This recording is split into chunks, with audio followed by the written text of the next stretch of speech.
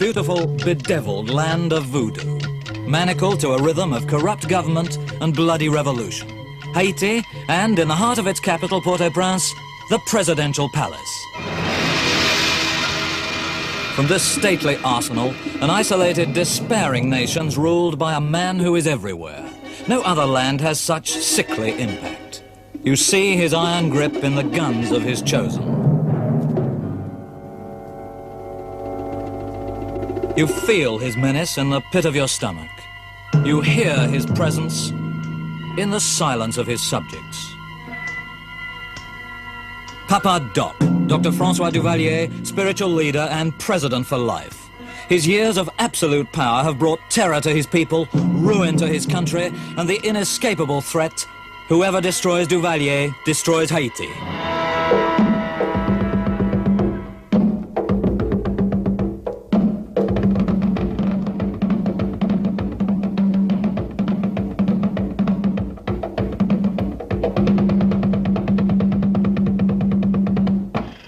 Papa Doc's rarely seen in these streets of his capital, but today he's expected to show himself to the people of this dark land where a white face is unexpected, distrusted, hated, where it seems he needs adequate protection, even if he's only inaugurating a new building a few hundred yards from the presidential palace.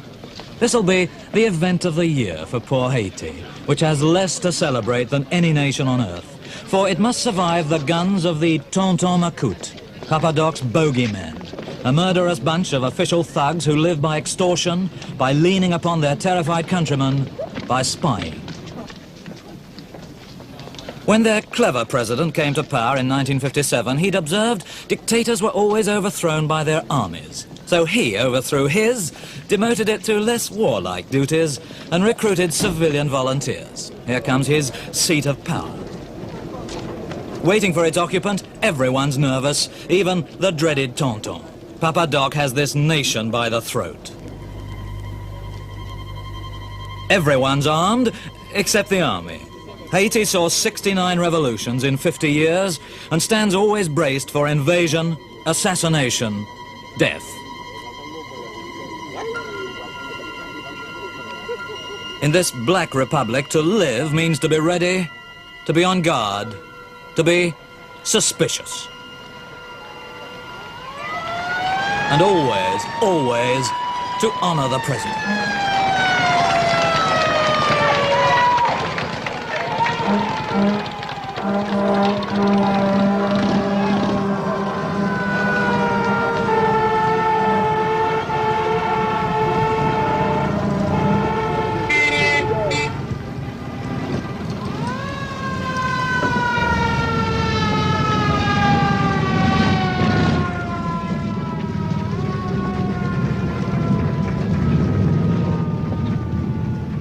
Emerging at last from his bulletproof Mercedes, closely following his personal machine gun, Papa Doc.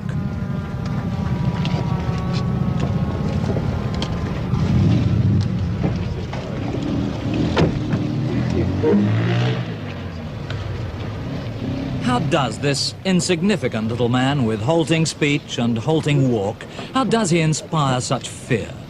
Perhaps because he kills ruthlessly and with indifference. Because his nationalized hoodlums hold their guns high and are free to tax and torment.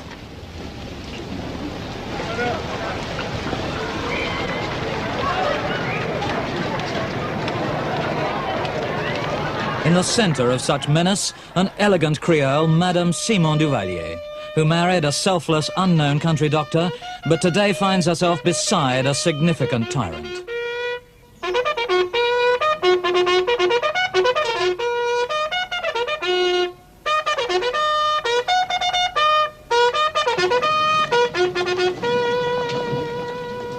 Papa Doc carelessly terrorizes his countrymen and turns his back on foreigners, indifferent to world opinion.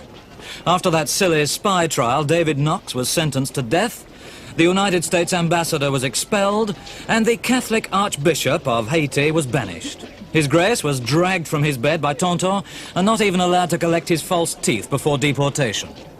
When Tonton began demanding money from foreigners, the British ambassador complained, so he was thrown out and the embassy closed. Revolutionary bombs still explode in Port-au-Prince, though the wonder is there's anyone left to criticize, let alone attack. For this little man's believed to have executed 2,000 Haitians and has certainly driven 30,000 into exile and the rest into terrified silence. All Haiti lives under the threat of his tontons, his bagmen, his executioners. To provoke these overarmed bully boys is to invite a beating or death. For each nationalized hoodlum is armed, each licensed to kill. A missing Haitian would be unimportant and unnoticed, but a foreigner's arrest or death can be ordered only by the president, whose public holiday is now over, though it seemed more like a sharpshooter's convention. It was all to open a building for, the irony of it, for the Red Cross.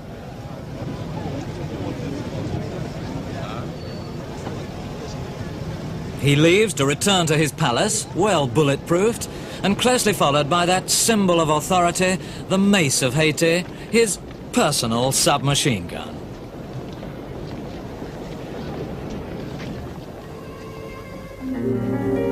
His Haiti shares the Caribbean island of Hispaniola with the Dominican Republic. A 90-minute flight from Miami, only 50 miles from Cuba. This first Negro state is tropical, mountainous, and twice the size of Yorkshire.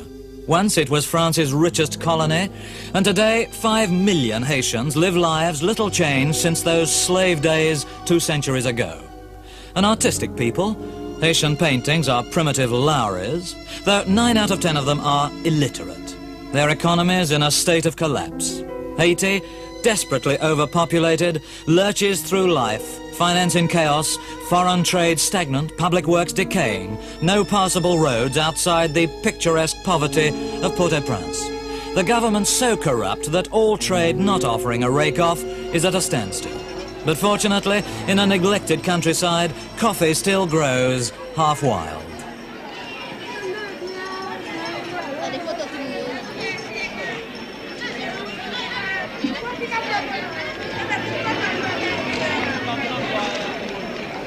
Port-au-Prince has the remnants of style. It's graced by Victorian gingerbread architecture. With dusty, crumbling elegance, with curlicues and excrescences and peeling paintwork, it's a tatty, charming backdrop to the primitive capital of the poorest country in the world. A tropical outburst of bougainvillea, a steam-heated overripeness, the sick, sweet stench of a lush and rotting land.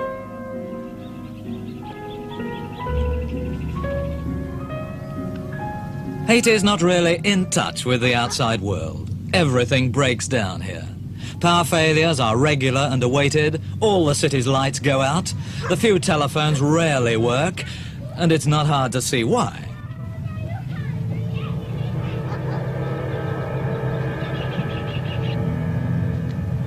But for all its miseries, Haiti has a particular flavor. Its public transport, at least, is full of character.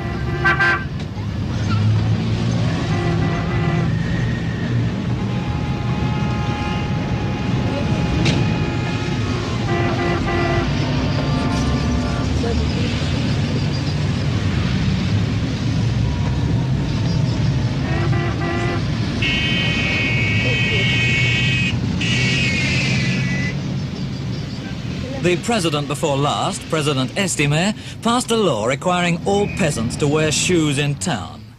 But in the green mountains of a countryside which speaks of the 18th century, shoes are an unthinkable luxury. They lack the most simple implements. They have no plows, no wheelbarrows.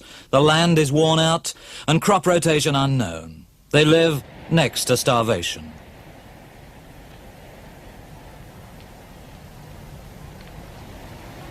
The women are perhaps the most appealing of the Caribbean.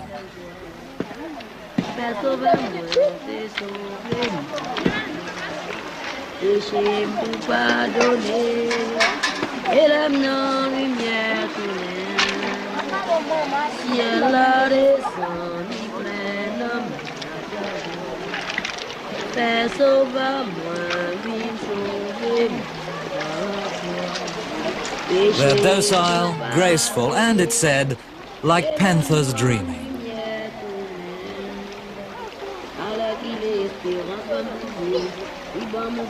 But no Haitian dreamer is beyond the voice of authority from the palace grounds.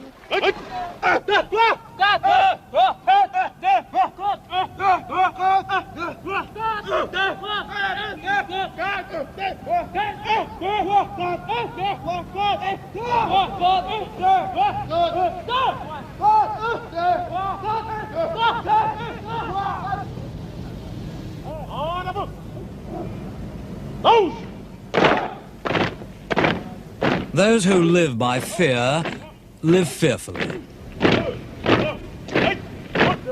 Duvalier, who trusts no one, has turned his palace into a fortress containing presidential guard, Tonton, and his disarmed and anxious army.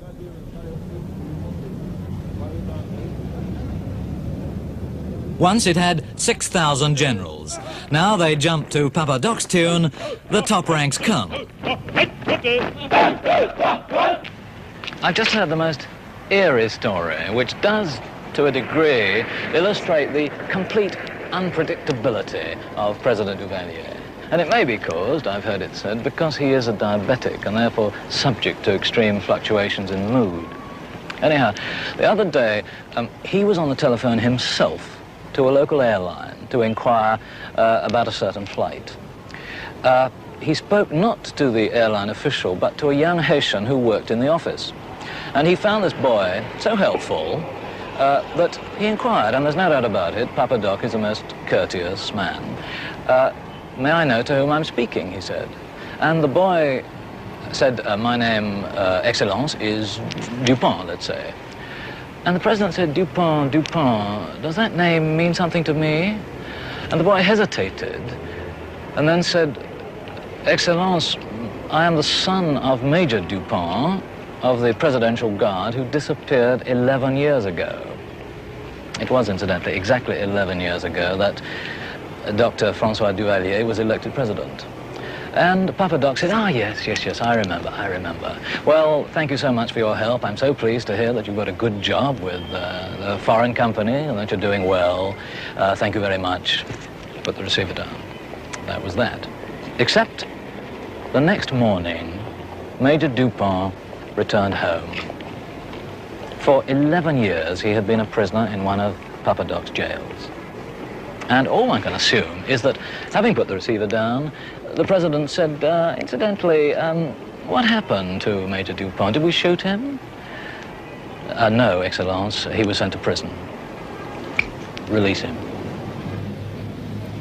Crouching behind his tanks in his fortress, the palace Haitian exiles tried to bomb before one of their abortive invasions, the palace many fear to enter. Papa Doc receives no one for months. His own ministers seldom see him, which may be why he's often reported dying or dead. But from such seclusion, he has agreed to see me. So now to try and find out, what sort of man is this who can inspire such terror?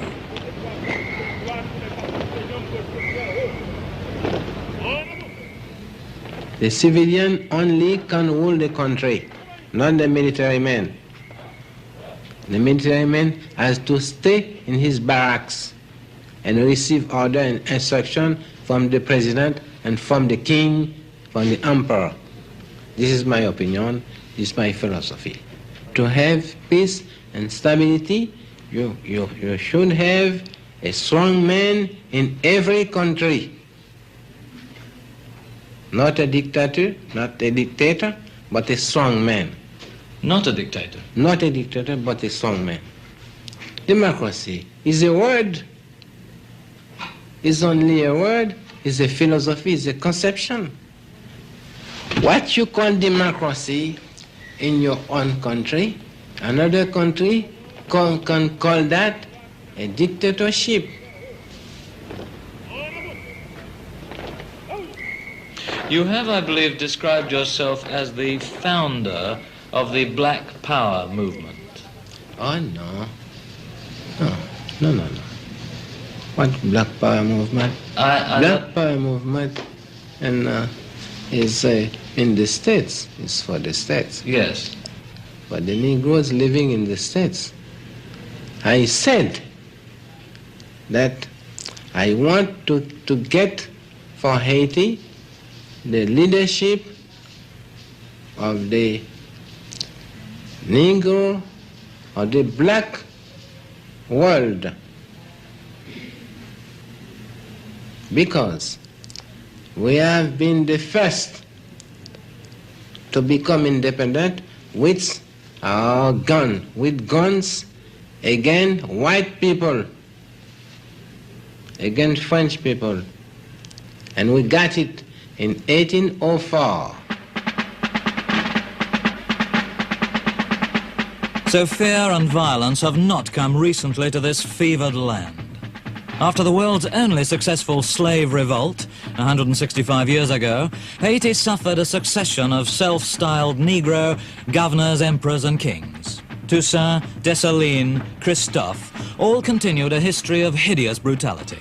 The imprint of the slave masters remains, and French is still the official language, though people use a patois called Creole.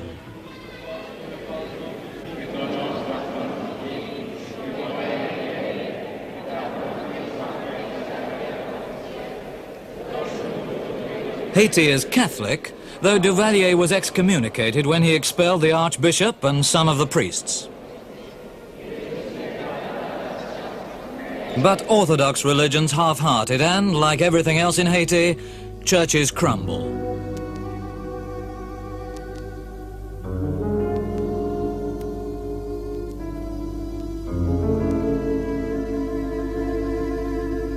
For such imported Christianity, Haitians have never been able to summon up much more energy than is required for the burying of their dead.